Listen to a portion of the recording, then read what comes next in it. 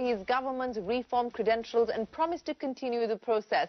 In a comprehensive address which lasted almost an hour at the Delhi Economic Conclave, Prime Minister Modi reiterated the centre's commitment to continue with economic and institutional reforms.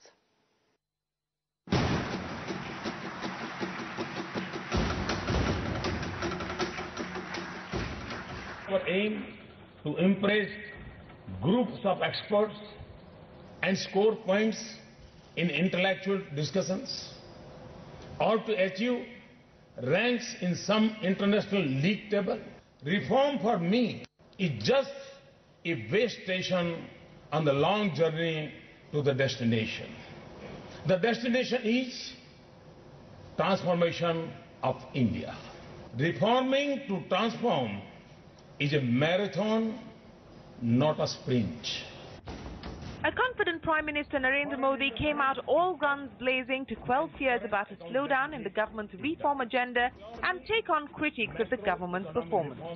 Virtually every sector from financial services to agriculture found mention in the Prime Minister's almost hour-long address. His pet themes, including Swachh Bharat, also found prominence. While the Prime Minister spoke about the improvement in India's macros, he also spelled out the government's efforts to improve efficiency of the public sector. Interference in banking decisions has ended. For the first time since banks were nationalized 46 years ago, private sector professionals have been appointed in key positions. The pace of award of new highway works has increased from 5.2 kilometers per day in 2012-13 and 8.7 kilometers per day in 2013 and 14 to 23.4 kilometers per day currently. The achievements of the government's efforts on financial inclusion were given pride of place in his speech. In a subtle attack of the Congress strategy to provide right-based schemes, the Prime Minister said his government did not believe in empowering the poverty elevation industry.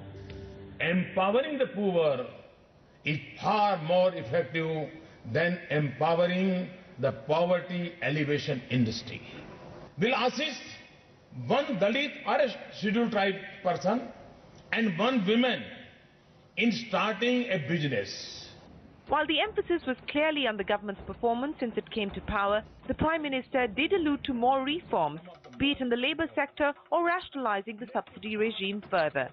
Whatever the electoral verdict on Super Sunday, the Prime Minister today put up a show of strength. So irrespective of the verdict from Bihar, the Prime Minister quelling fears and saying reforms will continue at the same pace. Now, for all the